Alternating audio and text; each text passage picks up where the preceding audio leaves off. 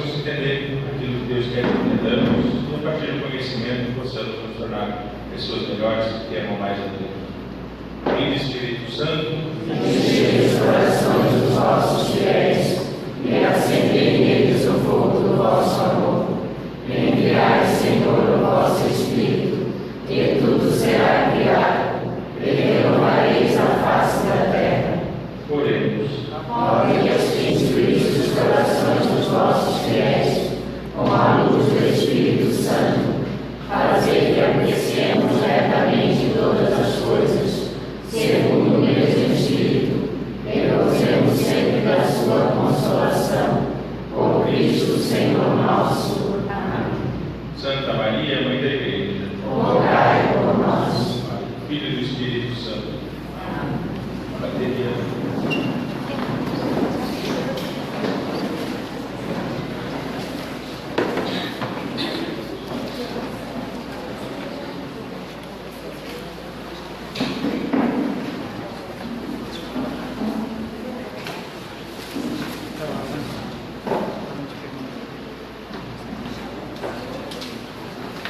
Ok, pessoal, então a ideia hoje, bom, o segundo ano está mais ou menos na ordem, quem está fazendo escola no segundo ano, a gente falou um pouquinho sobre as cruzadas numa aula anterior, pulamos alguma coisinha, mas enfim, está mais ou menos no começo da edição, está mais ou menos na mesma época das cruzadas, mais ou menos encaixa, então fica um pouco na continuidade. E o primeiro ano, então, é outro tema, não está acostumado com temas são históricos, é outro tipo de tema. E quem veio de turista pela primeira vez, é outro tema ainda, mais solto ainda.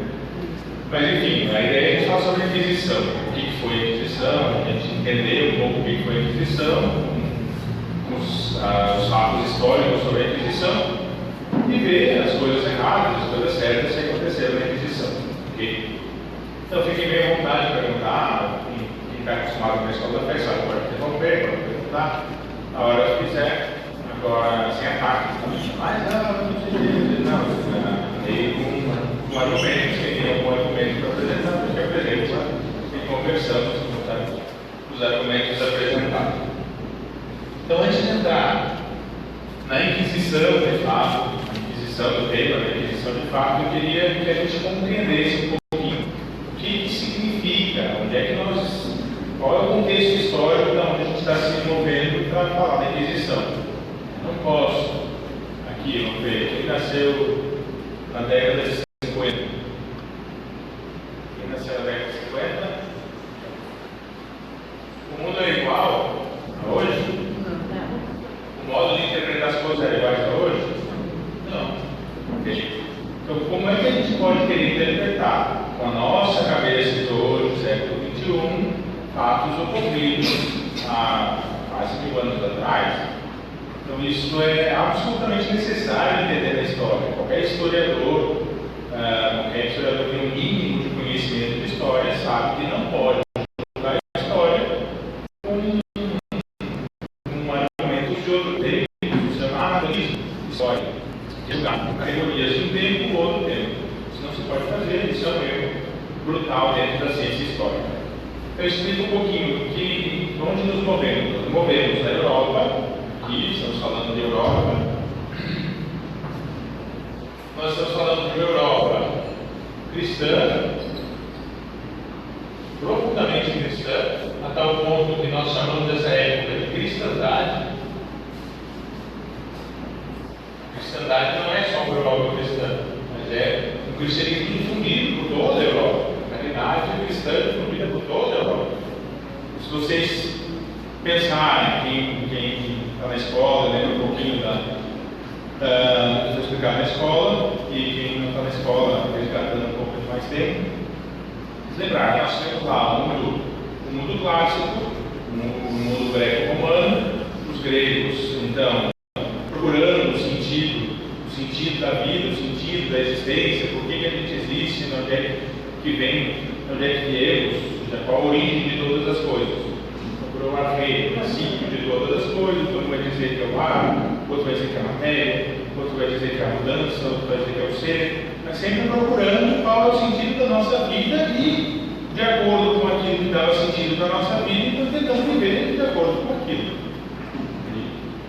Nenhum deles encontra no final do mundo da civilização grega clássica. Então o que acontece? Eles vão procurar na natureza, vão viver com a natureza, viver como os deuses viviam. Por quê? Porque não tem nenhum princípio que solidifique a minha prática, a minha vida. Não tem nenhum princípio que dê sentido para a minha vida. Depois disso, então, surge o cristianismo. O cristianismo faz? Encontra o sentido, o princípio e o fim da sua existência, não no mundo, como os gregos procuravam, mas fora do mundo, na transcendência. Então, em Deus, encontra o sentido da vida. Não está mais, não determina um modo absoluto de eu viver. Tanto que o cristianismo é o único modo de vida que se adapta a todas as culturas. Isso nunca aconteceu ao longo da história da humanidade. O cristianismo pode ir para a América, se adapta à América. O cristianismo pode ir para a África, se adapta à África, vai para a Ásia, se adapta à África. Por quê? Porque não tem um modo absoluto de viver. Vai numa cultura e aquilo que não ofenda a Deus, pois se vive daquela cultura, aquilo que ofende a Deus, vivendo na mesma sociedade, pois simplesmente não faz. Não vive daquele modo. Então, pode ver que o cristianismo, desse modo, o que acontece? Se cria uma mentalidade cristã em toda a Europa. Toda a Europa, desde o século IV, desde o século VI, para ser mais exato, toda a Europa é profundamente cristã. É profundamente, enraizadamente cristã. Por quê? Porque o imperador, lá no século IV, o imperador começa a permitir a religião cristã, e com isso vai se difundindo ao longo da vida do Estado, ao longo da vida social, da vida do Império Romano, e vai se difundindo isso até que se difunde de tal modo que todo o Ocidente, tão conhecido, toda a Europa, todo o Império Romano se torna cristão. Com a caída do Império Romano, quem lembra lá dos povos bárbaros que invadiram, caiu o Império Romano, os povos bárbaros invadiram, com a caída do Império Romano, então, esses povos bárbaros que invadem o então Império Romano, também se convertem ao cristianismo. E se converter no cristianismo forma a cristandade, a conversão dos povos bárbaros. Então, nós estamos nesse contexto de conversão de povos bárbaros, que não são bárbaros, eram os romanos que chamavam eles assim, dizendo nós somos civilizados e eles são bárbaros, então os romanos chamavam eles assim. Então eles vieram se converter ao cristianismo, cada um no seu modo de viver, e não existem países ainda nessa época, vão se formando daqui a pouco, mais para frente, os estados nacionais, mas se convertem e vivem de acordo com o reinado, de acordo com os feudos que vão se estabelecer na época. Não é mais seguro viver em cidade, então vão em feudos em que o senhor feudal garante a paz para eles, garante que eles não vão ser, que eles vão ter uma paz, que não vão ser violentados, e não vão ser roubados, não vão ser agredidos. Então garante com o exército, mas você trabalha no feudo, você recebe uma parte daquilo que você produz e vive dentro do feudo com a minha segurança. Nesse contexto, então, de cristandade, é que vai surgir, então, a ideia do Tribunal da Inquisição. Depois, lá para o século XV, então, essa mentalidade cristã de Deus, como sentido de tudo, vai perdendo força, vai diminuindo e vai entrando numa mentalidade da tecnificação, a modernidade. O mundo, então, é a técnica. Eu domino a natureza. Domínio para quê? Até hoje não sabemos. É bom o domínio da natureza? É bom ou não é bom? Ótimo. Okay? Graças ao domínio da natureza, nós temos ar-condicionado para trás e está todo mundo na temperatura confortável. Agora, para que isso? Como é que o homem se realiza com isso? Até hoje não sabemos ainda. Então é uma mudança de mentalidade lá no século XV, mas que até hoje não conseguimos encontrar o sentido de tudo isso. O que significa o homem ser capaz de dominar tantas coisas, para produzir tantas coisas, se não consegue encontrar o sentido dessa produção. A produção é para quê? Para satisfazer o desejo, para ter mais desejo, para satisfazer mais desejo, mais desejo. Então fica um ciclo vicioso que não consegue dar sentido para a própria humanidade. E o homem hoje é Ok? Então, falando isso, o que eu queria que você entendesse? Dessa Europa cristã, dessa cristandade, é o que nós vamos falar agora. Ok? Então, vocês devem fez um recorrido histórico lá no começo do cristianismo, já logo Cristo vai, então vai Pedro e Paulo vão para Roma, e em Roma começa a se difundir o cristianismo em Roma, até que no século IV, então, as primeiras comunidades cristãs, um pouco escondidas, dependendo do tipo de perseguição ou não, mas agora no século IV, então, começa a ser permitido. Ainda tem perseguições depois, algumas, mas depois, no século VI, já está bem estabilizado o cristianismo em toda a Europa. Por que não existe o Tribunal da Inquisição nos primeiros séculos? Nos primeiros 11 séculos do cristianismo não existe Tribunal da Inquisição. Mas tinha, depois que o Império se tornou cristão, depois que os reis se tornaram cristãos, tinha perseguição contra aqueles considerados hereges? Tinha, mas não era promovida pela igreja. Os estados, os reis, que perseguiam e puniam algumas heresias. Primeiro, o que é heresia? Alguém sabe o que é uma heresia? Não está falando depois aqui, o pessoal está entendendo outro, né? O que é uma heresia?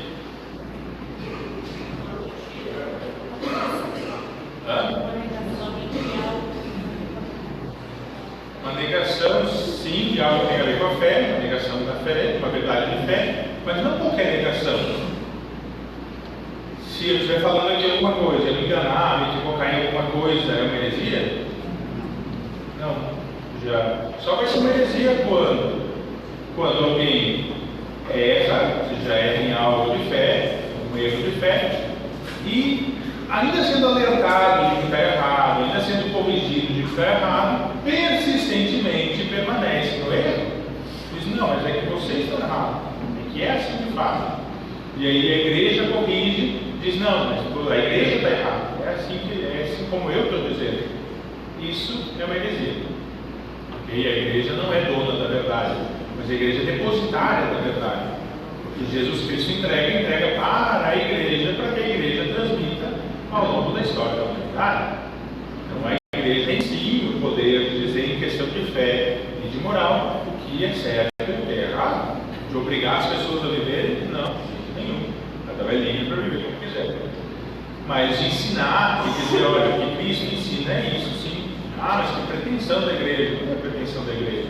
Não é por mérito próprio que a igreja pode fazer isso.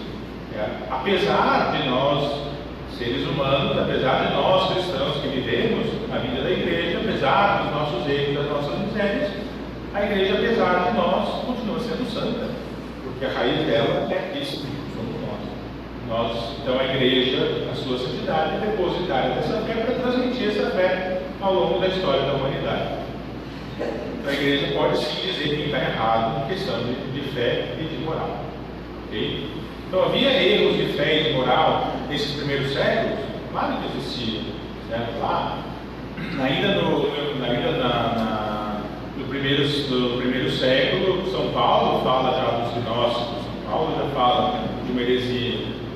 Depois já começam várias heresias no começo, os gnósticos se difundem bastante, depois vem os ários, que também vão negar a divindade de Cristo, e vários bispos se convertem ao arianismo e se tornam hereges nesse sentido. Depois vem uma conversão, voltam a entender que Jesus sim é Deus, a divindade é Pai e Espírito Santo. Claro, os conceitos teológicos vão se formando também ao longo do tempo, como as heresias vão se formando os conceitos teológicos também, certo? Alguém pronuncia algo, então todo mundo fica um alvoroço, e aí então se chamava um concílio, que é uma reunião da igreja, para decidir, isso é verdade ou não é verdade? Então existiam várias heresias nos primeiros séculos, várias heresias, mas a igreja não tinha formado um tribunal da Inquisição. Por que não? Porque a igreja não tinha interesse nisso. E porque os próprios reis convertidos davam conta de manter a ordem. Okay? Entendam novamente o que eu falei no começo, certo? Nós estamos falando de uma Europa que vive a cristandade. Nós não estamos falando do mundo atual. Não estamos falando que agora então ia se obrigar todo mundo a viver no cabresto. Não, nós estamos falando de pessoas de uma Europa batizada, uma Europa que conhece a sua fé e uma Europa que está disposta a viver aquilo que Deus pede através da igreja. Uma Europa católica, cristã, profundamente enraizada, que todos entendem o mesmo sentido da sua vida. Entende? Então, não dá a gente pensar na nossa sociedade, que é super plural, que é super complexa, querer pensar que aquela sociedade era assim também, e aí qualquer um que falasse uma coisa diferente da igreja, a igreja ia lá e perseguia. Não era assim. É uma Europa profundamente enraizada na cultura e na vivência cristã. Mas, então, como todos compartilhavam os mesmos valores, todos compartilhavam o mesmo modo de busca através de Deus, do bem comum, então, quando alguém feria a fé, estava ferindo também a ordem social. Você entende isso? Você entende? Acorda, pessoal. Entende?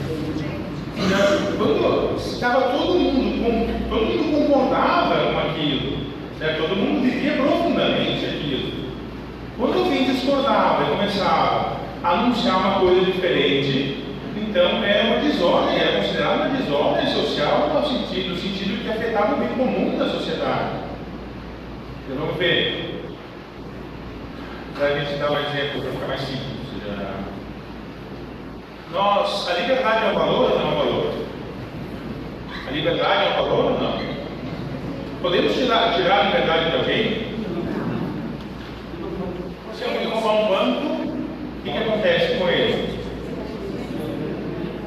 Ele perde sua liberdade, um grau, claro que não um grau mais profundo da sua liberdade, mas perde a sua liberdade, não perde? Vai para a cadeia. E é bom que vá para a cadeia ou não? Sim ou não? Sim, né? Vou pegar um exemplo mais complicado. Então. Assassinou a tua mãe. Okay? É bom que vá para a cadeia ou não? É bom. Claro que não é para punir, não é para só uma punição, é para tentar ser igual à vida social. Ele tirar a liberdade para que ele possa aprender e voltar para a sociedade de novo. Mas, seja nós como sociedade, quando alguém afeta o bem comum, nós tiramos a liberdade dessa pessoa. Para quê? Porque ela não pode viver em sociedade afetando o bem comum. Enquanto ela não reaprender a cuidar do bem comum, ela não pode ser devolvida nessa sociedade. Claro, eu não estou falando do sistema penal brasileiro, que é outra coisa. Mas há de entender, né, que em benefício do bem da sociedade, nós podemos tirar alguns bens de um indivíduo. Não é que a sociedade seja mais importante que os indivíduos. Agora, o bem comum, sim, tem que ser construído entre todos, e para preservar o bem comum, às vezes eu tenho que tirar direito de algum direito individual de um não inocente, okay? De um não inocente. Aquele que ele, na verdade, tirou os seus direitos. Ele é o culpado de ter perdido os seus direitos. Ele. Então, assim como nós aqui estamos de acordo que se alguém assassinar a mãe de alguém deve ser preso em benefício do bem comum, aqui nessa cristandade as pessoas tinham uma consciência clara de que o cristianismo, de que a cristandade é um valor profundo da sociedade. E que se alguém afrontasse essa cristandade, pois deveria ser punido no sentido de que deveria ser eliminar a capacidade de poder lesar essa sociedade, o bem comum dessa sociedade. Entende o que eu estou tentando fazer? Não se preocupe, eu não vou defender a Inquisição. A Inquisição é um erro, é gravíssimo, sem nenhuma dúvida. Não vou defender a Inquisição. Agora, a única coisa que eu estou pedindo que a gente faça é um exercício mental de nos colocarmos com os valores de uma época para tentar entender as questões de uma época. Se eu não saio das minhas categorias do século XXI para entrar em categorias da cristandade, eu não consigo entender o que aconteceu na cristandade. Eu faço uma historinha, ou seja, não é história. Qualquer historiador sério sabe que isso não seria história, seria uma deturpação da história. Eu tentar interpretar a história com uma única chave de leitura do século XXI tentar interpretar 10 séculos anteriores, é impossível. Ok? Então, falando isso, nós temos algumas questões. Então, entrando já. Nós tivemos 11 séculos sem tribunal da Inquisição. Sem Inquisição. Não existia Inquisição. Então, como um professor de história lá na Coreia, eles não falam isso, o professor de história lá na Coreia vai chegar e dizer que a igreja passou 10 séculos, toda a Idade Média, a Idade das Trevas, com a Inquisição, matou milhares de pessoas, ou ele não sabe de história, ou ele está mentindo. Das duas coisas. Uma das duas coisas. O Tribunal da Inquisição nasce no século XI. Antes do século XI não existe Tribunal da Inquisição. Mas aí aqueles que se proclamavam contra a fé eram punidos. Era o Estado laico, o Estado civil, a sociedade civil que punia. A igreja não tinha nenhum mecanismo de punição de fiéis, de punição como tribunal, ou seja, instituído de fiéis que afrontassem a fé, cometessem uma heresia.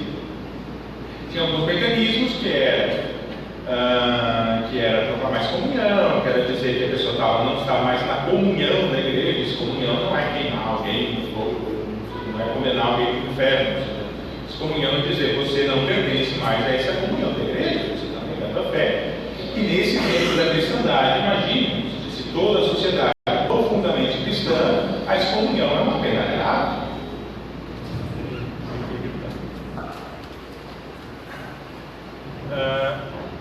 A excomunhão dá de entender que é uma pena grave, ou seja, se não está em comunhão, numa sociedade que preza profundamente por esse cristianismo, sair do cristianismo é uma ofensa contra o próprio cristianismo.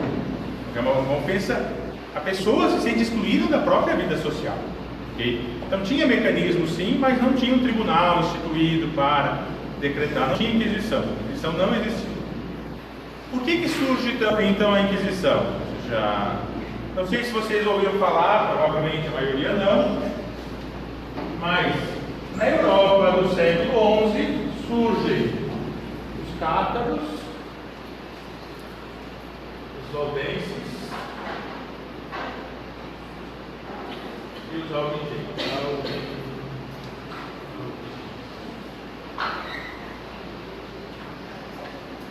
O que são os cátaros, os valdenses e os albigenses? Eles negavam a bondade da matéria. Assim, todas as coisas que tivessem matéria, tivessem misturadas com matéria, seriam más. Então, já houve isso antes do começo do cristianismo? Houve.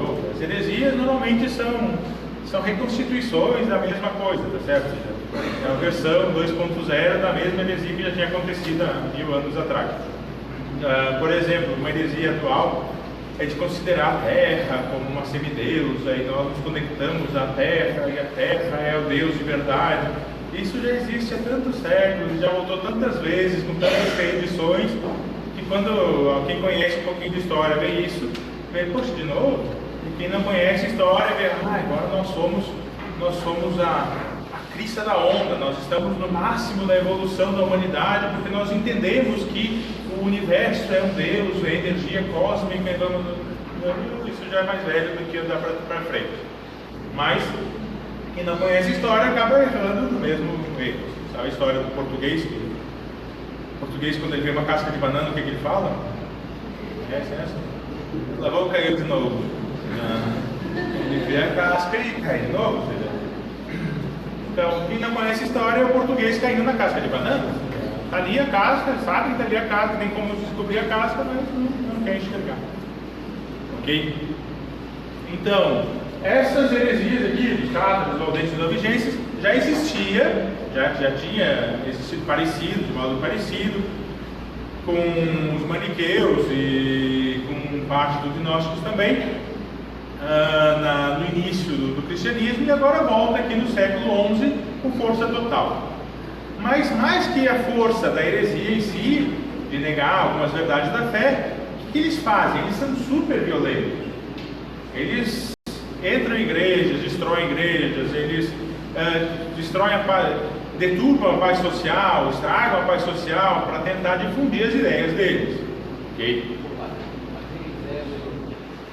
Era europeu, sim. Aqui já acabou, lá no século VI, século VII, já acabaram as invasões bárbaras, certo? No século VIII já acabaram as invasões bárbaras, então não tem mais povos bárbaros vivos, certo? A maioria são da França, de uma região da França, que vocês entendem isso, começam a compreender as questões de modo diferente e acham que aquilo é uma verdade absoluta. No começo, tudo bem, o surgimento de uma ideia, tudo bem, não tem grande problema, porque está pensando. Agora, uma e outra vez, está errado, e eles insistem que eles estão certos e todo o resto da igreja está errado, então só eles estavam certos e começam a ser super agressivos no mundo social. Então o que acontece no século XII, no século XI? Surgem eles e com isso, então, os governantes, os reis da época, os governantes, os reis da época, então começam a, como já faziam antes, começam a punir essas pessoas, porque estão tirando a ordem social. Lembrem, a paz cristã, a cristandade é um benefício do bem comum para a cristandade pensa assim, todo mundo concorda na época que é assim, então o poder civil começa a puni-los, ok? Começa a puni-los. O poder civil começa a punir, mas o poder civil vê, não consigo, não tenho força. Vou até pegar alguns textos aqui para não poder falar alguns textos de alguns rápidos.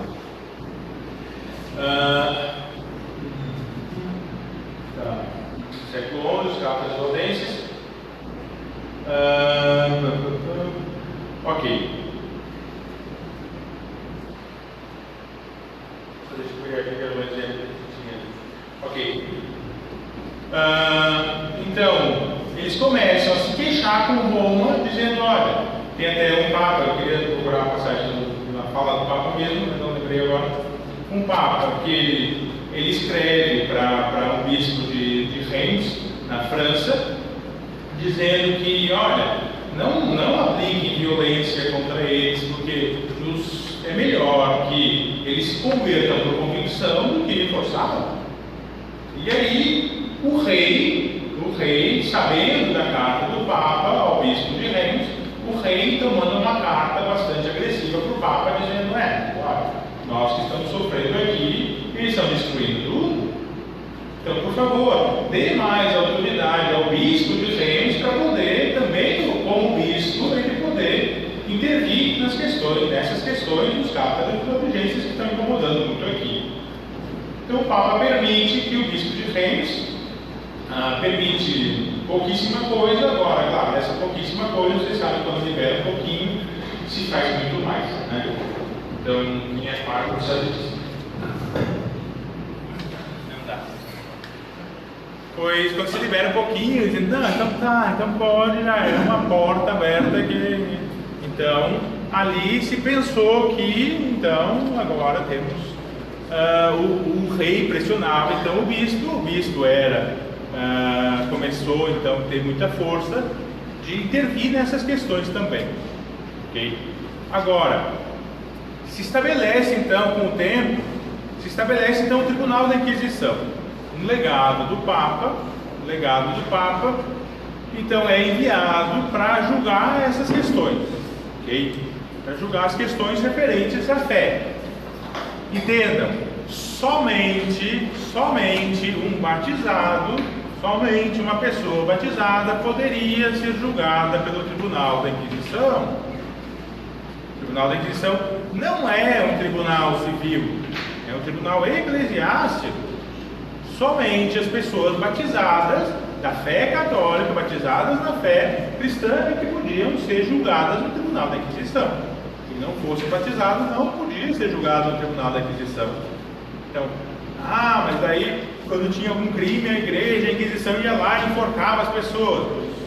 Novamente, ou seja, esse professor de história lá da Coreia que ensina isso, ou ele não sabe de história, ou está inventando de má vontade, porque não acontecia isso. O Tribunal da Inquisição era feito especificamente para batizados, ok? Que começavam a difundir heresias, começavam a difundir erros de fé, erros de doutrina, então, especificamente para isso, certo? Então aqui foi uma questão de pressão do Estado, dos reis, dos governantes da época, com uma tensão da igreja, dizer não vamos ceder tanto, e houve essa tensão, ok? Por exemplo,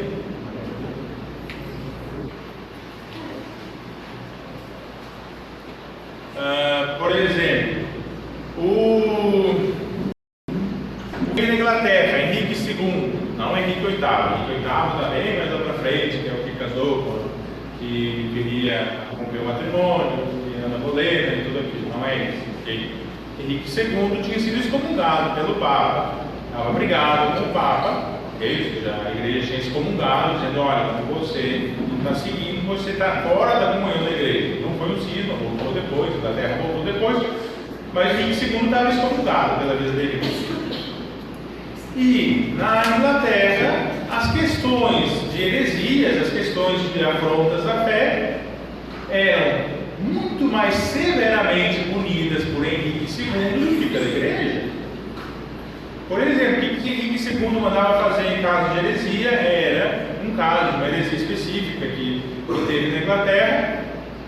Ele mandou, do século XIII já, no século XIII, ele mandou que queimasse com um ferro incandescente e marcassem a testa dos hereges. Depois esses hereges, os desfigurados, pois deviam voltar para a sociedade para apresentar aquela marca de desfiguração na cabeça. Isso de modo absolutamente contrário ao que a igreja havia permitido.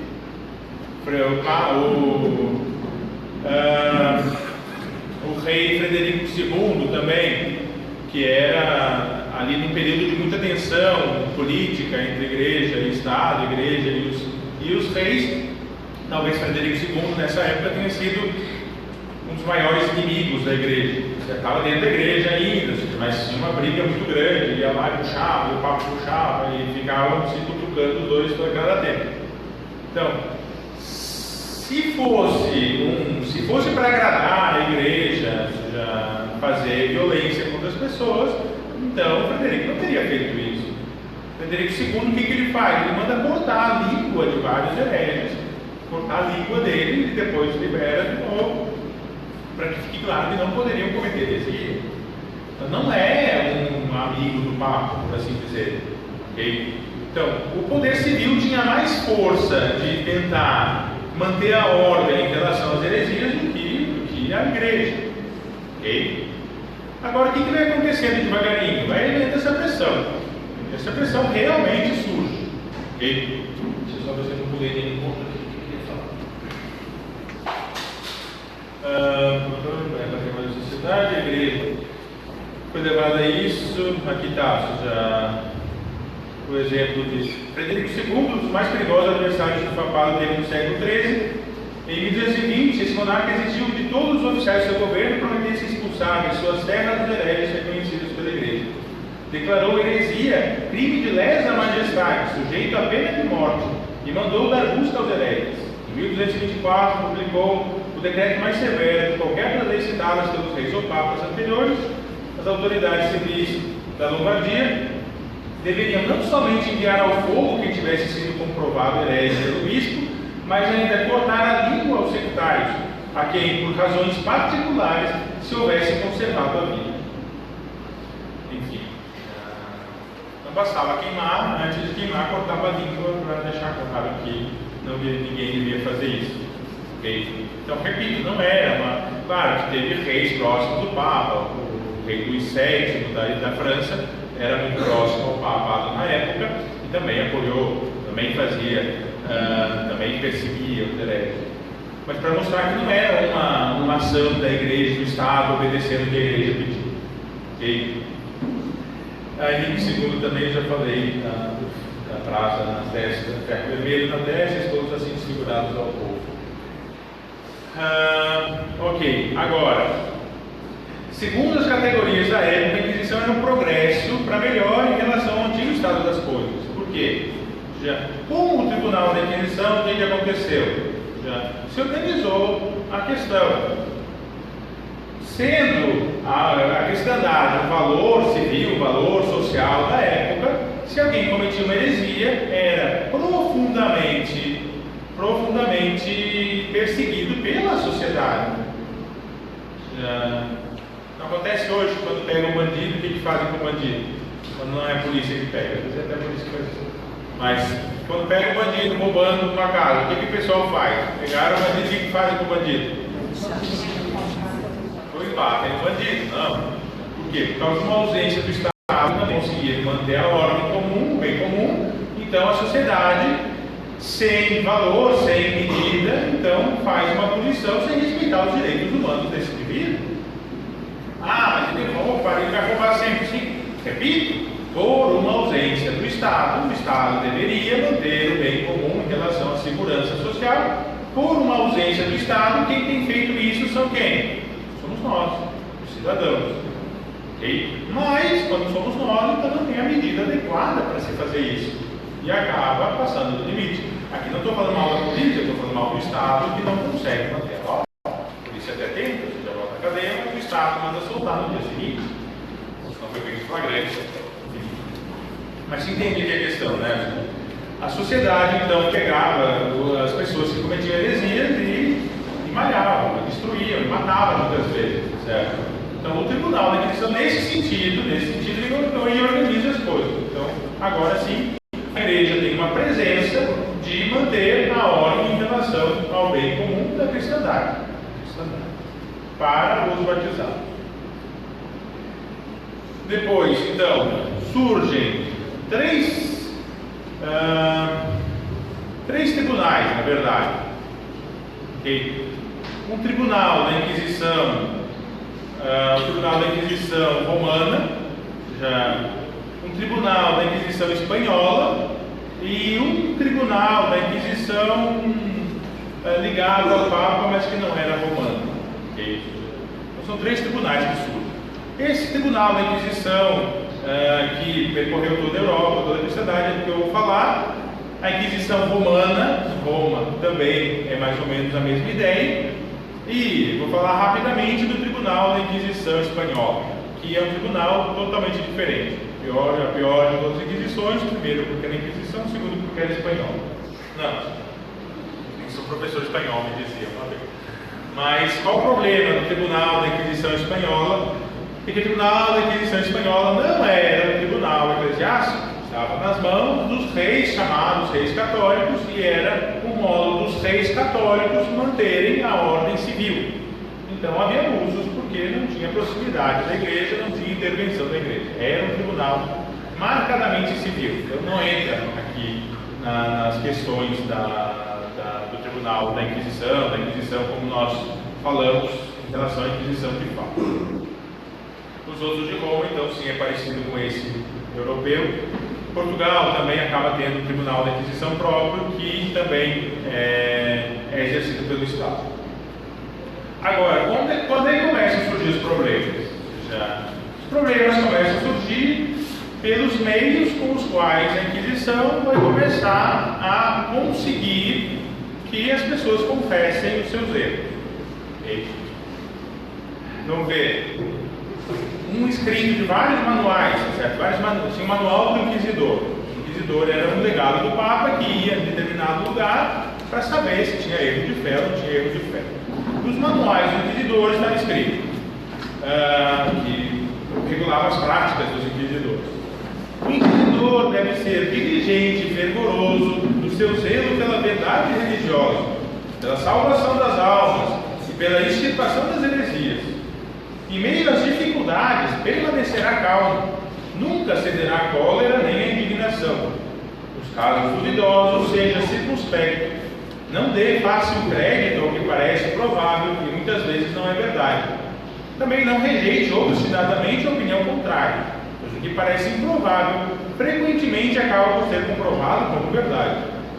o amor da verdade e a piedade que devem residir no coração do juiz brilhem nos seus olhos, a fim de que suas decisões jamais possam parecer ditadas pela cupidez e a crueldade.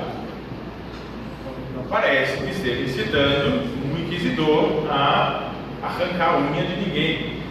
Ok? Claro que é lógico, isso aqui está nos manuais de ensinar como deveria ser os inquisidores. É lógico que se deve imaginar que a maioria, não era a grande maioria dos casos que tinham problema, okay? Mas houve problemas, houve. O que aconteceu? Bom, isso aqui, tudo que eu estou falando, nasce historicamente. As fontes que eu uso são de um congresso que houve em 1998 no Vaticano.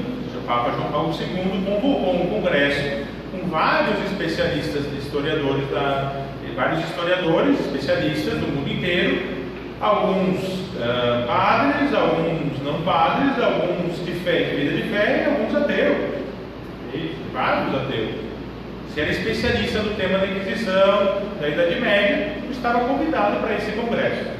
Então teve conferências de vários desses cientistas e historiadores ateus nesse congresso. E o que foi feito nesse congresso? Se abriu todos os documentos da igreja existentes sobre a Inquisição.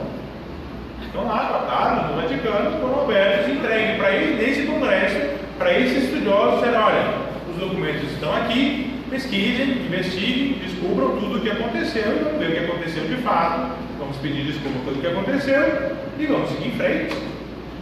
Erramos, e pedimos desculpa pelos nossos erros. Então, mas aí o padre está falando para tentar fugir da questão, ou seja, os documentos históricos são esses? Não existe outro documento histórico. Se alguém quiser inventar alguma coisa em relação à história, ele invente. Entende? Está de inventar. Por exemplo, aqui alguns já falei, mas como morreu Galileu, por exemplo? Alguém sabe como morreu Galileu? Todo mundo sabe quem é Galileu, né? Tá. Como é que Galileu morreu? Morreu em casa. Alguma outra opinião que ouviram por aí? Escola, quem está na escola? Quem está na escola aí? Levanta a mão.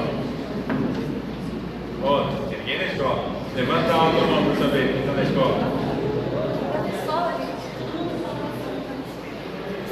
Quem que vocês ouviram falar como morreu Galileu? Nunca ouviram falar de como morreu Galileu na escola? Queimado. Hã? Ok. O que aconteceu com Galileu? Galileu morreu, foi condenado por uma questão de que ele queria usar a Sagrada Escritura para provar Vamos ver. Vou pegar rapidamente. Ele queria provar que a teoria copernicana era correta. Já existia a teoria copernicana. Teoria de que a Terra gira em torno do Sol. Não era uma teoria nova. Não era uma teoria nova. Mas já tinha algumas coisas da Sagrada Escritura que pareciam que não era verdade. Então a igreja disse: olha, essa teoria, enquanto não está comprovada, se utilize como teoria. E Galileu, então, pelo movimento das marés, ele tentou provar que porque a Terra se move ao redor do Sol, então as marés se movem, que é absurdo e é ridículo, não tem nenhum fundamento científico nisso, mas não é isso, não vem ao caso. Agora, o que foi dito para ele? Ele tentou então usar textos da Sagrada Escritura, da Bíblia, para tentar comprovar a teoria dele. Disseram: pera lá, calma, aí já extrapolou. Então, repito, outros autores tinham falado dessa teoria. Não era o primeiro, não é porque ele disse que a Terra girava em torno do Sol. O heliocentrismo, tudo gira em torno do hélio, do Sol, não eu. Mas não era o primeiro a proclamar essa teoria, ok? Mas, como ele usou isso, ele foi condenado. E a condenação dele foi o quê? Morrer numa fogueira? Não. Foi morrer torturado? Não. Ele foi simplesmente condenado a não falar mais sobre isso. Ele publicou outras obras, outros escritos, ficou alguns meses na casa de um bispo que era amigo dele, ou seja, e pronto. Essa foi a condenação de Galileu. Só que daí lá na frente, Bertolt Brecht escreveu uma peça de teatro em que Galileu era condenado à morte por causa disso. E qual que se tornou a verdade na cultura popular dos nossos tempos? A peça de Bertolt Brecht, e não a história. Os documentos históricos estão lá, claríssimo. Alguém começa a inventar mentira, e para dizer que eu sou melhor do que quem veio antes, eu invento mentira falando mal do outro, então eu me torno melhor, mas é a base de uma mentira. Okay? Que é o que aconteceu no Iluminismo, na Idade Moderna, que nós falamos antes, então, criticando a Idade Média, inventando coisas sobre a Idade Média. Tinha coisas erradas na Idade Média? Tinha coisas certas, sim. As universidades, o grande máximo do pensamento humano até hoje são as universidades que surgiram na Idade Média. Daí no meio, né, ainda, no século XIII ainda. Então, não tem como dar a Idade das Trevas, mas é uma mentira também. Então aqui, os documentos históricos, as fontes históricas mostram isso que eu estou falando. Esse congresso estão lá abertos, tem um livro bem grande, publicado, para quem quiser ver todas as que saíram daquele congresso. E se alguém quiser fazer uma carteirinha do Vaticano, lá em Roma, estudar os documentos, tá? Pode ir também. Certo? Na biblioteca secreta do Vaticano, que não é secreta. Assim, né? Secreta porque ela é guardada, simplesmente. Secreta não é porque é mistério, certo? Qualquer um pode fazer uma carteirinha na biblioteca secreta do Vaticano e lá estudar lá. Porque as pessoas querem falar mal e não querem estudar.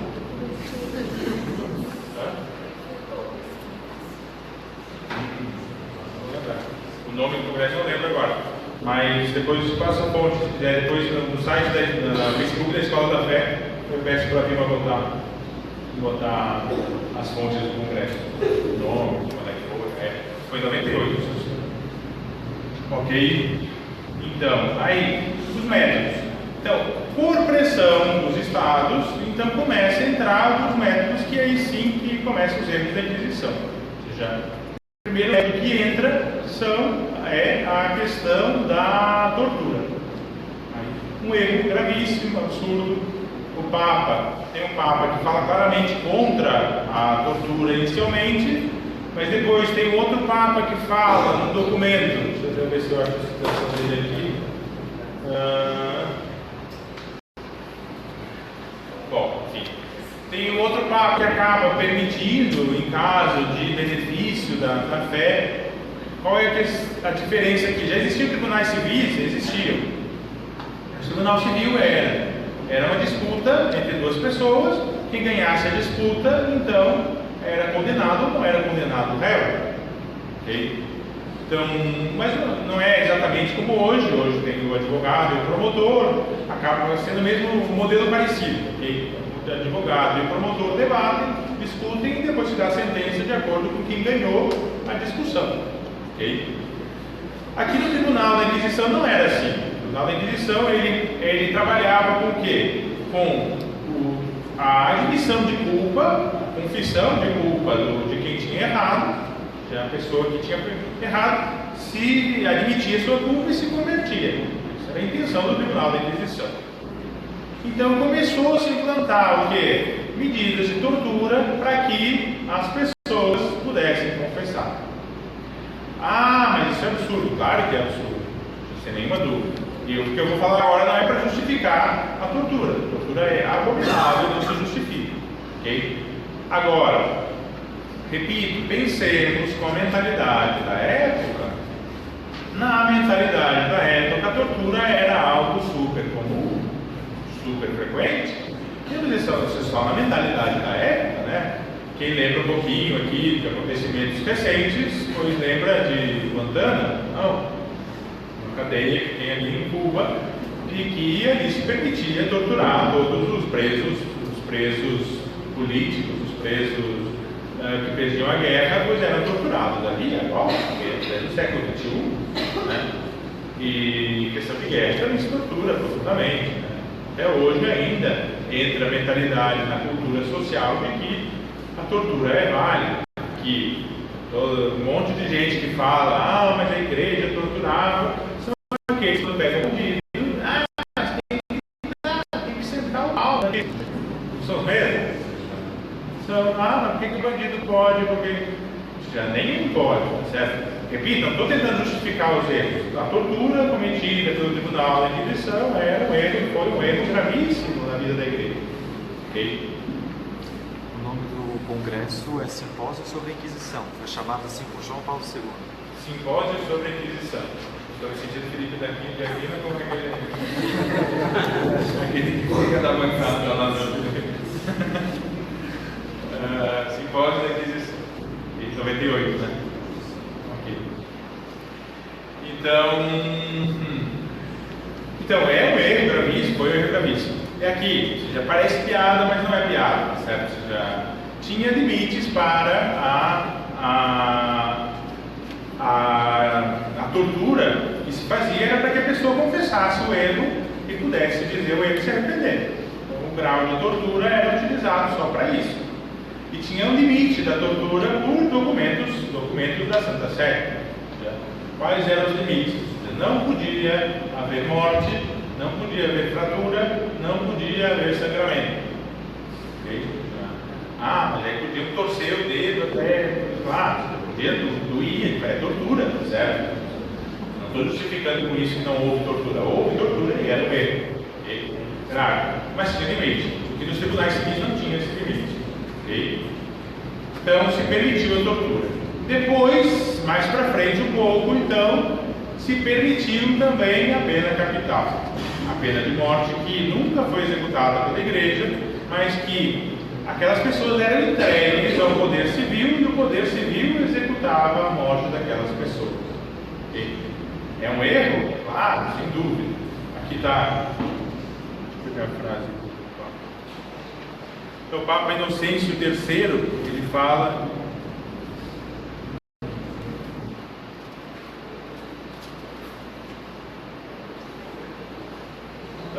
O Papa Inocêncio III ele fala sobre a gravidade dos delitos contra a fé. Está dizendo o quê? Ou seja, existem delitos graves? Existem. Agora, roubar alguma coisa é um delito grave? É. E a pessoa era punida gravemente, profundamente, às vezes roubando era punida com a pena de morte, inclusive, por roubar alguma coisa? Sim. E o Papa diz, olha, os erros contra a fé são erros mais graves do que qualquer outro erro humano. Porque corrompem não só a questão do bem comum nesta terra, mas a questão da vida eterna. Eu vou ler exatamente o que ele falava. Conforme a lei civil, os réus de lesa majestade são punidos com a pena capital e seus bens são confiscados. Com muito mais razão, portanto, aqueles que, desertando a fé, ofendem a Jesus, o Filho do Senhor Deus, devem ser separados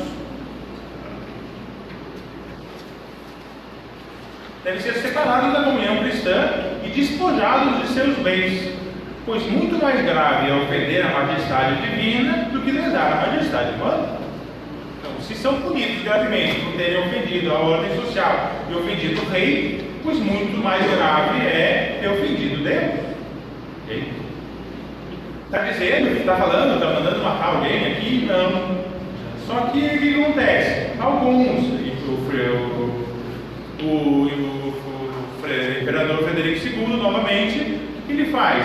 Ele pega essa frase de Inocêncio III, falada algumas décadas antes, ele pega só o finalzinho dessa frase, que é só essa frase, pois muito mais grave é ofender a majestade divina do que lesar a majestade humana, e começa a defender então a pena de morte.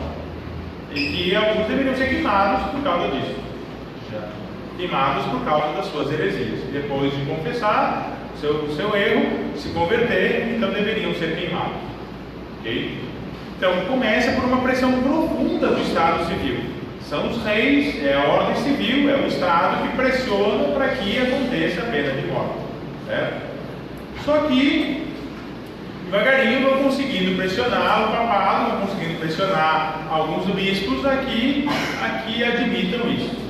Okay? E em alguns casos acaba sendo admitido. Certo? A pena de morte, nunca executada pela igreja, mas sim aceita pela igreja e deu entregue ao poder civil. O que acontece nessa época? Já muitos dos criminosos civis, de crime civil, de crime comum, imploravam para serem julgados pelo Tribunal da Inquisição. Por quê? Porque o Tribunal da Inquisição era mais justo, mais benévolo do que o Tribunal Civil. Com isso então a igreja está estava certo. Essas pessoas que faziam isso não estavam certas, de fato. Okay? Não estou justificando. Agora, com a mentalidade da época, o tribunal mais benévolo era o tribunal da Inquisição, sem nenhuma dúvida. As torturas executadas pelos tribunais civis eram muito mais intensas do que as torturas dos tribunais da Inquisição.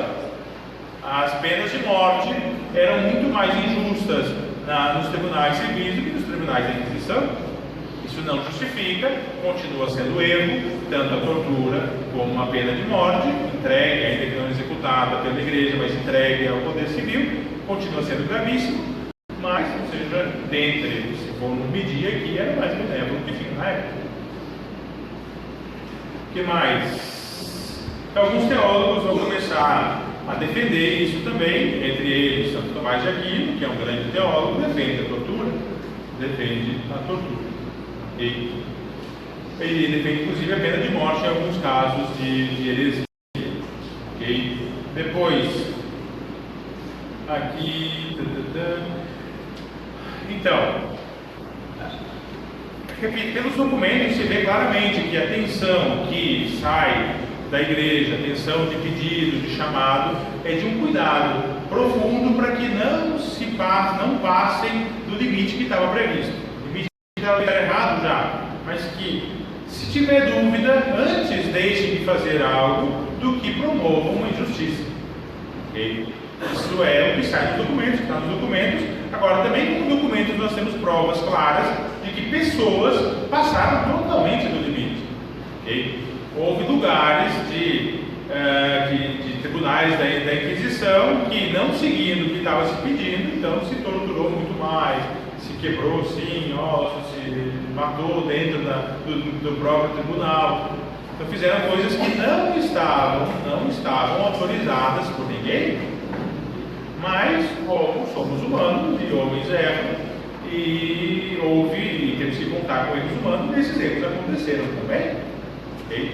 Também aconteceram. Prova disso é um dos textos que saiu nesse congresso também, era um Roberto Bugri, que era um inquisidor da França, que no começo ele tinha sido herege, tinha se convertido, e nessa conversão dele ele ficou muito rigoroso e cuidava muito, e foi um grande inquisidor no começo, até com uma certa justiça, mas depois começou a ser muito rigoroso e começou a passar dos limites em todos os casos. Ele é chamado a atenção pelo Papa e é proibido todo ele, toda a sua congregação de serem juízes no Tribunal da Inquisição, mostrando que essa tensão da igreja, dizendo, olha, quando alguém passa do limite, a igreja tentou intervir.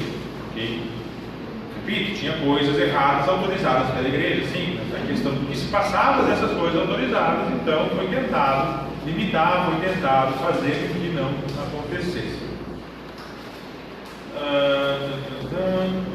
Depois, o Concílio de Narbona, 1243, promulgou 29 artigos que visavam impedir abuso do poder, prescrevia que os inquisidores só preferissem sentença condenatória quando tivessem segurança e certeza de que o crime tivesse acontecido.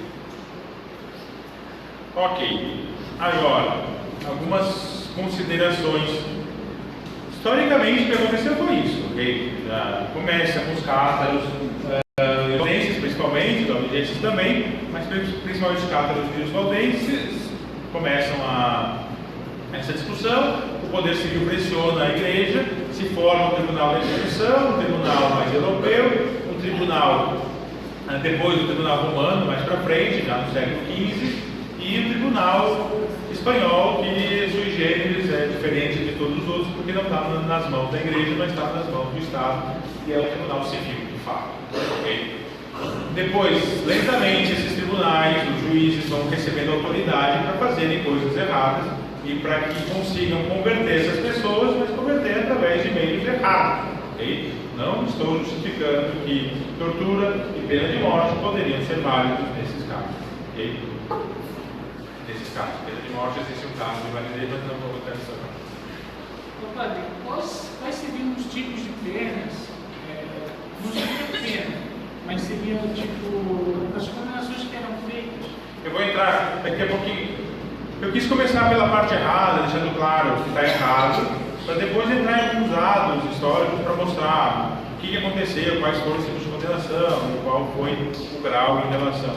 Mas quis começar por essa parte, deixando claro, está errado, e foi erro, teve erros graves, para que não fique aquela imagem de pensar, não, olha, então a igreja tenta justificar algo que era errado. Não, a igreja não tenta justificar algo que é errado, só que a igreja não quer é que se fale que é muito mais errado do que foi. Pode. Roubar é errado? Roubar é um erro ou não? É a mesma coisa roubar R$10 da carteira do pai do que roubar um banco? Não, não é. Logicamente é muito menos grave o roubo de R$10 da carteira do pai do que roubar um banco. Não tem nenhuma dúvida. Então, houve erros, houve erros. Agora os erros são tão graves como que difundem por aí nessas historietas da vida, ou seja, que não são história, recuso chamar isso de história, porque não tem estudo, não tem profundidade, não tem elementos históricos para fundamentar, pois não tem fundamentação, dizer, estupidez histórica, muitas vezes, falar que a Inquisição durou 10 séculos, que a Inquisição que matou milhões de pessoas, e não saber nem quantos habitantes tinha na Europa. Né? É um absurdo. Mas enfim. Então agora eu queria fazer algumas considerações primeiro, e depois entrar com alguns dados históricos, de número de condenações, etc., comparando com outras coisas. Então, em primeiro lugar, o católico, uma pessoa de fé, não tem nenhuma obrigação, necessidade de defender os erros da Inquisição. Pelo contrário, dizer que o que está errado, é dever de um bom católico, de um bom cristão. Okay? Tem que dizer, mas a Inquisição não foi um erro, foi um erro. Okay? Foi um erro. Okay? O tribunal em si foi um erro? Não. Mas os métodos que utilizaram foram um erro. Okay? Então, o primeiro católico não cabe justificar tudo o que foi feito.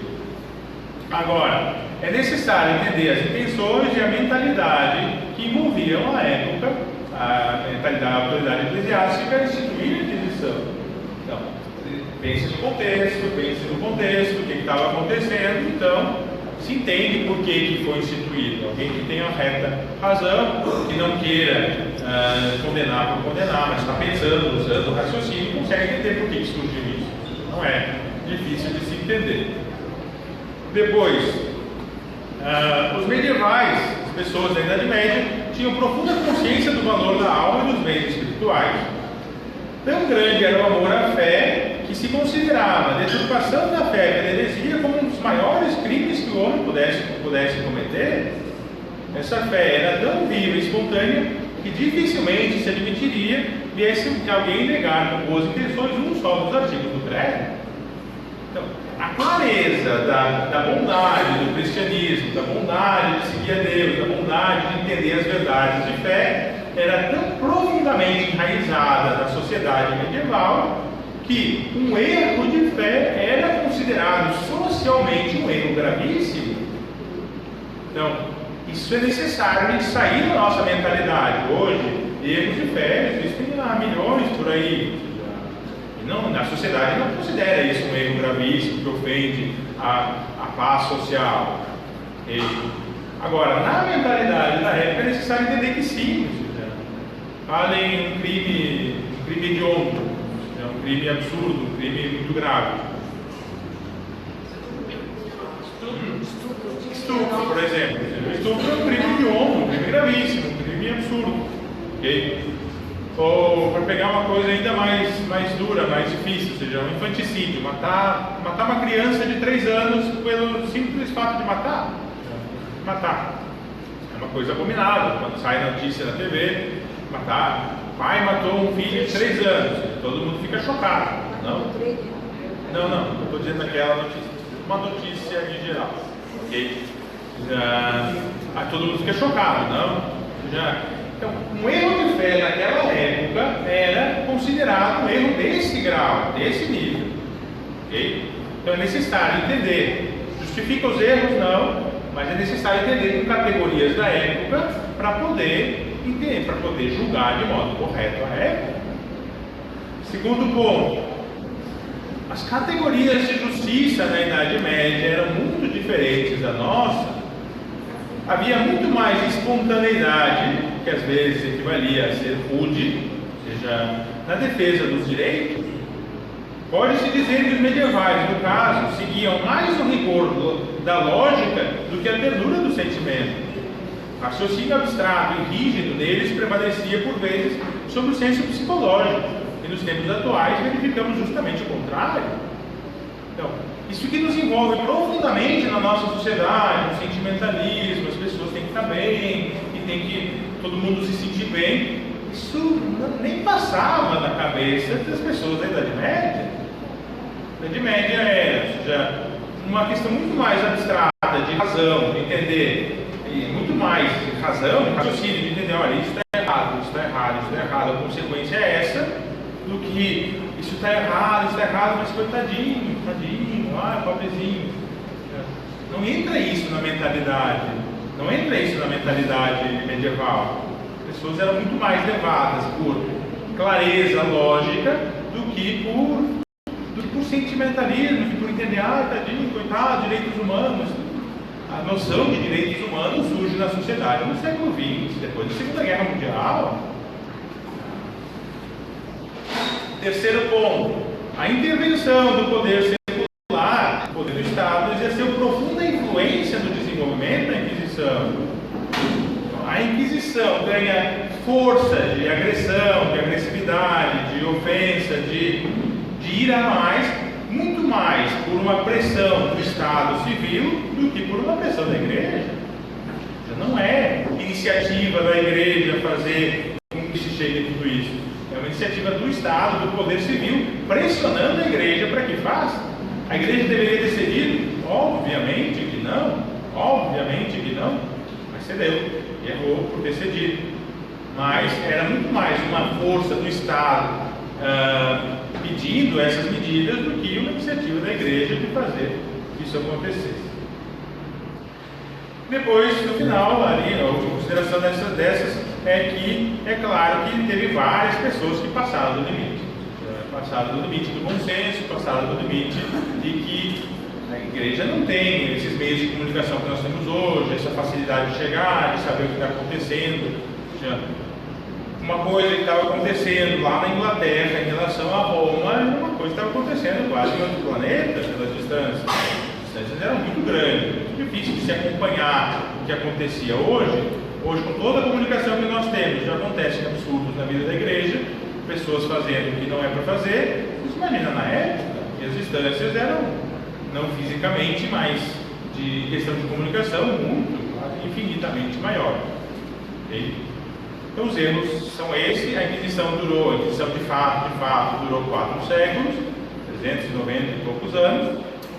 Alguns exagerando, vamos dizer que a Congregação para a Doutrina da Fé é a Inquisição hoje, ou seja, enfim, mas não é o Santo Ofício, então foi uma alteração, aí sim de pensar as questões erradas, mas já não é aí o Tribunal da Inquisição. Agora, falado isso, falado dos erros, e falado que houve erros de fato, agora eu queria trazer alguns números que eu acho que são importantes. A Inquisição na Espanha, a espanhola, que foi a mais brutal de todas, celebrou entre 1540 e 1700 44.674 juízos. Os acusados condenados à morte foram 804, 1,8% das pessoas julgadas, menos de 2% foram condenados à morte. E destes, 1,7%, 13 pessoas foram condenados em contumácia, ou seja, pessoas de paradeiro desconhecido ou mortos que em seu lugar se queimavam e enforcavam bonecos. Sobre as famosas caças às bruxas, vocês veem filme da Idade Média, o que eles estão fazendo? Queimando bruxas, né? As bruxas morriam queimadas, e um absurdo, e claro que era absurdo, sem dúvida. Agora, na famosa caça às bruxas, houve 125 mil processos, em toda a história da Inquisição, houve 125 mil processos em relação às bruxas. Okay? Foram condenadas à morte quantas? desses 125 mil? Quantas? 59. Uma já teria sido absurdo, ok? Uma teria sido absurdo. Agora, já bota aqueles filmes da Idade Média tinham que caçar o povoado onde estavam queimando uma bruxa, porque se foram 59 em 400 anos, por favor, não era uma coisa tão comum como se bota nos filmes e nos livros de histórias. Acho que foi ok. A propaganda é que foram milhões de bruxas queimadas, né? Depois, constatou-se que os tribunais religiosos eram mais brandos do que os tribunais civis. Tiveram poucas participações nesse caso, o que não aconteceu nos tribunais civis, que mataram milhares de pessoas. Os tribunais civis, sim, mataram milhares de pessoas. Os tribunais eclesiásticos, não. Aquisição, não. Depois, um famoso inquisidor, Bernardo de Guy, que foi considerado um dos maiores inquisidores da época, que condenou milhares, matou milhares e milhares, ou se não milhões de pessoas, teve 930 sentenças. Já foram decretadas 930 sentenças por ele. Em 15 anos. Houve dessas 930, 139 absolvições, 132 penitências canônicas, 152 obrigações de peregrinação, peregrinar para algum lugar. Angelina? Não. Eu vou dar de penitência de peregrinação. 307 prisões e 42 entregas ao braço secular. 42 pessoas foram entregues ao Estado para a pena de morte. Então, os maiores inquisidores da história, então, considerados que tinham matado milhões, milhares e milhares de pessoas, foram 42 pessoas que foram condenadas à morte. Uma já teria sido errado, profundamente errado. Então, repito, erro é erro, mas não é a mesma coisa matar 42 pessoas do que matar 1 milhão de pessoas. Os dois são erros, mas são erros diferentes. Então, estou dizendo aqui não é que estava certo, mas o que estou dizendo é que o erro não é tão grave como se anunciam por aí. Isso são fontes históricas. E se alguém disser algo contra isso, não está baseado em fonte histórica. E aí, lá na Coreia, professores de história que bravatam e gritam e dizem absurdo e está inventando, pode gritar que está inventando, eles têm muito mais influência que a gente tem, porque eles passam em história com várias turmas, mas não apresentam um dado histórico sobre o que estão dizendo. Não tem dados históricos que falem algo diferente a isso.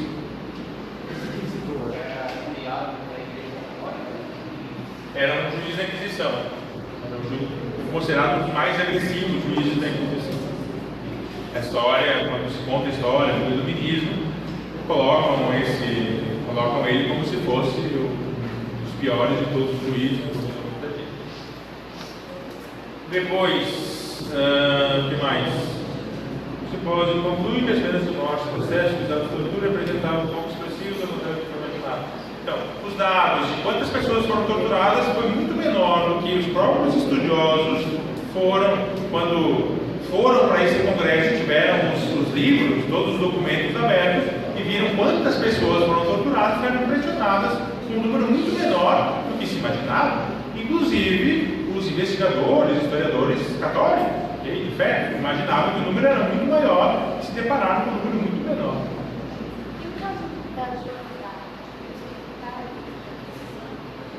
A Joana d'Arc foi duas coisas associadas, certo? Foi um tribunal civil, mas com apoio do bispo local. Okay? Mas não foi a Inquisição, não foi um juiz da Inquisição, mas teve apoio do bispo local. Depois, aqui vamos ver estatísticas. Bom, tudo isso, na esperança.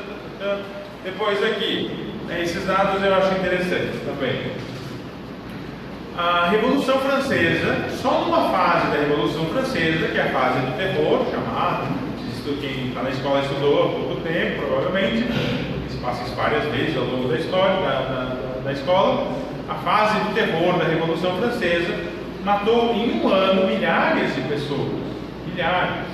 Os números calculados pelos historiadores variam entre 16 mil os mais benévolos a 40 mil pessoas mortas numa única fase da Revolução Francesa. De 16 a 40 mil mortos. Muitas vezes mais do que a Inquisição em 4 séculos de história. Mas a Inquisição é o símbolo máximo da Idade das Trevas. A Revolução Francesa é o símbolo máximo da Idade da Luz. Agora veio a Idade da Razão, agora sim nos tornamos independentes, agora sim podemos pensar por nós mesmos a partir da Revolução Francesa. Mataram milhares de pessoas a mais do que a Inquisição em 4 séculos de história. Aqui, Fidel Castro fuzilou sozinho muito mais do que a Inquisição matou ao longo da história. Se calcula que Fidel Castro matou sozinho 17 mil pessoas, ele fuzilou. E ainda tem aqueles defensores da liberdade com a camisetinha do Che Guevara. Ah, legal, Che Guevara, somos a liberdade. Mas Che Guevara, ou seja, Che Guevara, além de matar e fuzilar, e tem vídeos dele gravados dizendo: eu fuzilo sim, quem vai contra a revolução, eu vou matar, de fato. Tem história, documentos históricos que ele matava as pessoas com tendência homossexual, imediatamente eram mortas porque ele considerava um erro abominável. Mas, ou seja, nos nossos tempos, pessoa com a camisetinha de Che Guevara se achando moderninho, se achando o Valente Henrique, né? Enfim, se considerar então aqui os mais de 80 mil que morreram afogados fugindo daí, mais de 80 mil pessoas morreram afogadas tentando fugir de Cuba. Ah, mas isso não é culpa do Fidel. É culpa de quem? Depois, Mao Tse-tung, que matou 70 milhões de pessoas, Hitler 6 milhões, Stalin 25 milhões, algumas cifras chegam a 50 milhões, né, que Stalin matou na Sibéria, considerando se foram para campos de concentração da Sibéria. Stalin matou 50 milhões, mas esses não são os problemáticos. O problema é a Inquisição, que matou milhões de pessoas. Repito, foi erro? Foi, mas não é o erro que se difunde aí, não são os erros proclamados em livretos de história que não tem fonte histórica para falar, não se baseia em documentação histórica para falar o que fala. Fazendo uma comparação de números em relação à Inquisição, o senhor falou da França, né, que não tem um dado correto de pessoas que foram mortas. Como é que chegou a esses dados da Inquisição? Então, os números da Inquisição que se tem são os números que chegaram até, como era um tribunal, já tinha que documentar o que se tinha e se voltava para Roma. Okay? Não podia ter justificado fora isso? Existiram sim, agora, o próprio tamanho da população e a comparação com os tribunais civis que tem registros locais, os tribunais civis têm registros locais, e se sabe por fontes históricas de fato que o tribunal civil fazia muito mais torturas e muito mais mortes do que o tribunal eclesiástico, então se tem uma clara noção aqui. Falou em números exatos também. Número absoluto não temos, né? Ou seja, desse inquisidor, por exemplo, ali que eu botei, é um dos que foi considerado um dos maiores inquisidores que tinha matado milhares de pessoas. Quando se abriram os documentos, se viram que esses são os números oficiais dele. Aí sim. Os Estados Unidos hoje a gente tem uma questões melhores de dados, mesmo assim foge, né? Não, vamos ver. Entendo o que está colocando, mas aqui, quando se foge? Quando se foge, quando se compreende que eu estou fazendo um erro e eu quero mascarar meu erro. Okay? Que o Tribunal da Inquisição não era considerado um erro, nem socialmente, nem religiosamente. Não tinha por que esconder esses dados, não tinha por que subnotificar esses dados. Ou seja, era algo profundamente aceito pela sociedade. A sociedade queria o Tribunal da Inquisição na época. Okay? A abominação vem depois, com a nossa mentalidade, pensar em Tribunal da Inquisição. Para nós parece um absurdo, e é um absurdo de fato, porque entendemos vários valores que não compreendiam na época, mas na época não tinha isso. Ou seja, depois, toda a documentação da Idade Média é muito melhor documentada do que as nossas documentações atuais. Tem paróquias que eu ajudei na Espanha que tem registros de 1000 anos. registro de batismo, e certidão de batismo de um ano. Estão guardadas lá, guardadas no armário, igreja do século XI. Claro que a população era muito menor, as pessoas eram muito menos gente, eram povoadinhos pequenos, mas era muito mais fácil de se manter o registro. Mas a documentação, com base no direito romano, era muito mais profunda, muito mais cuidada do que a documentação hoje, como tem muito mais gente e não se tem vigor também na notificação. Agora, se fosse uma coisa mal vista, eu compreenderia a tua questão. Mas como não é uma questão mal vista, eles tinham intenção realmente de mandar para Roma o melhor documentado. Fazer a comparação com as datas de hoje, né? Entendi. Se existe hoje. Não, entendo a colocação. E é justa como pensamento. Quem deu fim à Inquisição? Quem deu fim à Inquisição? A Inquisição acaba com a Inquisição se transforma no Santo Ofício depois. O Santo Ofício então se torna um órgão do Vaticano que pensava na questão da fé. Um pouquinho ainda se trabalhou junto com a Inquisição, Santo Ofício e Inquisição, mas termina. Pelo século XVIII ainda existe, pelo 700 e pouco ainda existe, mas por uma compreensão de que nós temos depois aqui Lutero, o protestantismo, as guerras de religião, nós brigamos por 100 anos, disputando, um matando o outro, ou seja, luteranos e calvinistas matando católicos, católicos matando calvinistas, depois anglicanos também. Então, essa mentalidade das guerras de religião, da agressão, da força, da brutalidade, dessas questões, então foi deixando claro que não era o método mais correto. Mas o que faz que caia mesmo é a mudança de mentalidade. A partir do século XVI, nós estamos em outra cabeça agora, outra época. É mecanicismo, agora é técnica, agora é modernidade, agora é produzir. E acabou a cristandade. Foi em decadência. Aquilo que fazia com que toda a sociedade conseguisse compreender uma coisa como um erro absurdo, acabou de existir, não existe mais.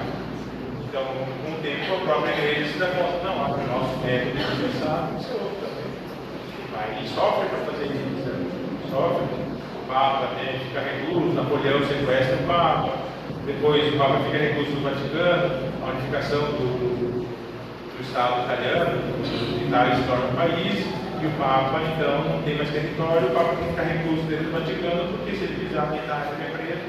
Depois vem o edito do ladrão, que aí consegue fazer com que se crie o Estado do Vaticano para o Papa poder pelo menos ter um lugar,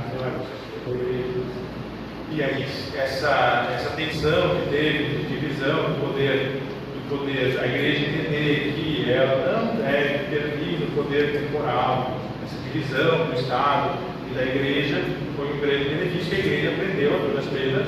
Deus fez de modo rigoroso, porque se não queria soltar, Deus tirou. Mas aprendeu hoje que é muito mais, a igreja é muito mais livre, muito mais solta, entendendo as coisas espirituais, as coisas de Deus, do que tendo que se envolver na questão política, ter territórios e cobrar impostos dos outros. Essa mudança de mentalidade, ainda que por um lado tenha feito a gente perder o sentido das coisas de Deus, por outro lado também ganha valores profundos na vida da sociedade atual, que são valores que não se tinha durante a questão. Ok? Bom, pessoal, tem livros, depois eu peço para botar na escola, no Facebook da Escola da Fé também, na paróquia também, alguns livros, se alguém quiser aprofundar sobre o tema, entender mais, eu mando botar o livro lá também, a referência desse livro, que foi o resultado desse congresso. Agora, bom, Santo Agostinho dizia que, para quem não quer crer, não tem nenhum argumento que seja suficiente. Para quem quiser crer, todos os argumentos são válidos. Se alguém não quer acreditar, não tem nada, por mais comprovadamente científico, por mais óbvio que seja, tem mais evidência de ser desse modo do que ser de outro modo. Ou seja, para quem não quer crer, vai ser de outro modo e pronto. Não é isso não é essa a minha intenção com essa aula. Okay? A intenção é mostrar os fatos históricos, o que acontece, deixar as indicações para que quem quiser aprofundar no tema possa aprofundar, mas que quem quiser entender e quiser usar a razão e ver os dados que temos, me parece bastante mais óbvio. Como quase todo mundo sabe, eu fui ateu até os 19 anos e eu tinha isso profundamente enraizado na minha vida, a questão da Inquisição. E quando tenho acesso aos documentos, pois eu vejo, obviamente, que já não tem sentido, ser um modo como se diz, forçar, historicamente, forçar os dados históricos para tentar falar o que não foi feito. Então, houve erros, sim, historicamente sabemos os erros que aconteceram, sim. Agora, os erros que aconteceram não são os mesmos erros que divulgam o que aconteceu, são coisas diferentes. A Inquisição foi um erro na vida da igreja? Eu considero que sim, sem dúvida. Parece que sem dúvida. Não só pelos métodos da tortura, da pena de morte, inclusive, mas pela própria questão de um valor que nós temos muito profundo hoje, que é o valor da liberdade religiosa. A liberdade religiosa é uma grande bem, uma grande conquista da igreja. A compreensão da igreja não se tinha tão claro, que nunca, repito, o Tribunal de Inquisição era para católicos, era para batizar. Mas eles julgaram os judeus, expulsaram os judeus, não tem nada a ver com o Tribunal de Inquisição, não tem nada a ver com a igreja. Os judeus foram muitos. Foi o Estado espanhol que expulsou os judeus, mandou se converterem e não serem expulsos. Nada a ver com a igreja. Mas com os dados históricos a gente compreende a história e pode entender melhor. E quem ficou com uma pulga atrás da orelha e diz, poxa, não vou ver isso é bem assim, estude, veja. E eu estou convencido realmente que os dados históricos mostram muito mais nesse caminho do que no forçar, tentar condenar simplesmente a igreja. A primeira coisa que você fala alguma coisa de igreja, mas vocês mataram milhões de pessoas. Primeiro que a Europa não tinha tantos milhões de pessoas, vocês mataram, tinha acabado com a população do mundo. E segundo que, você já veja o documento, isso não é fácil. Uma boa pergunta ainda? Padre, na Inquisição houve algum benefício, digamos assim, com a Inquisição aconteceu algum benefício para a igreja? Se melhorou a parte do julgamento dos tribunais, essas coisas assim? Eu comentei ali um pouco, ou seja, o modo como essas heresias já eram punidas sem ordem. No sentido de ordenar as coisas, sim, já melhorou. Os benefícios, digamos que depois dessa Inquisição, as pessoas sempre põem algo de bom e algo de ruim. Foi melhorou alguma coisa de algo de bom, então, digamos assim, historicamente falando? Nesse sentido, creio que a vantagem nesse sentido foi essa. De conseguir normatizar, regularizar algo que era muito mais violento, que era muito mais desordenado do que antes. E vai ordenando também a própria vida do direito, né? Se influencia no direito depois.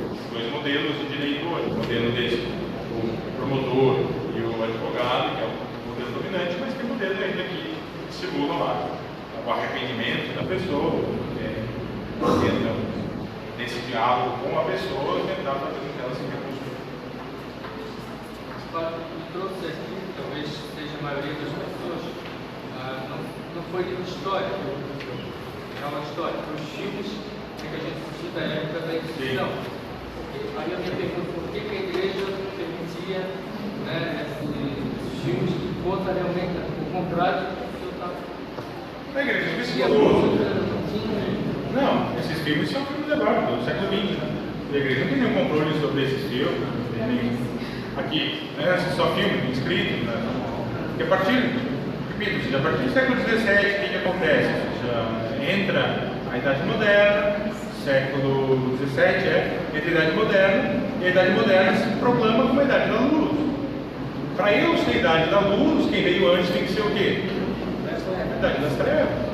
Então é o próprio iluminismo que proclama a Idade anterior como a Idade das Trevas. E pega um século do cristianismo, que é o século X, que foi um século muito ruim para a vida da igreja, com papas muito pecadores, e papas com concubinas, e papas com uma época complicadíssima da vida da igreja, de fato,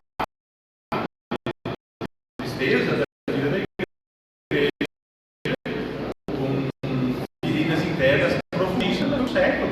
E essa é a luta da Idade Média.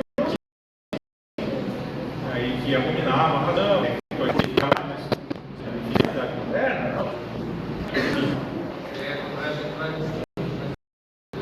Então a história eu acho interessante, a gente nos dá foi tentar interpretar. Tem uma ideologia, tem um semideus grego que se chama Procusto, leito de Procusto. Ele tinha uma cama que os peregrinos que passavam pela pousada dele dormiam naquela cama. E quem era menor que a cama era esticado para ficar do tamanho da cama. Quem era maior que a cama era cortado para ficar do tamanho da cama. Se eu pego uma ideologia, eu quero tentar entender toda a história a partir daquela ideologia, o que eu tenho que fazer? Ou eu tenho que esticar ou eu tenho que cortar a realidade. Porque a história tem que se encaixar na minha linguagem e não a minha ideia de entender o que aconteceu na história. Então a gente tem uma leitura a partir da idade, a partir do modernismo, a partir da modernidade, nós temos uma leitura da história medieval, que é forçar a história a falar aquilo que eu quero falar, para que eu seja considerado a idade da luz. E se for considerar, mas a igreja falava no tempo de Galileu que a Terra não girava em torno do Sol, que eram 7 esferas baseadas em Aristóteles. Sim, agora se eu for pegar os erros científicos que aconteciam há 200 anos atrás, eu vou ridicularizar e dizer que a ciência não tem valor, a ciência positiva não tem valor, porque tinham vários absurdos que se acreditava, inclusive a geração espontânea, que da carne podre nasciam a vida, nascia a mosca, nascia da carne podre. Não, esses são erros científicos que não contradizem a ciência. Aqui são erros históricos, também não contradizem as coisas que aconteceram. Muita desabondagem. Ok, pessoal, estourou o nosso tempo.